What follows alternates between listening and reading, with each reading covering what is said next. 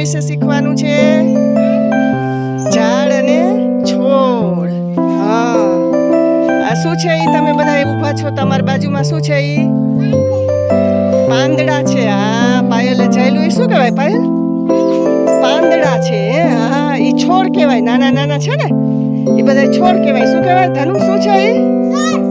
છોડ. હા, આ તે ચાલ્યા ઈ શું છે ભાઈ? એ શું છે? છોડ.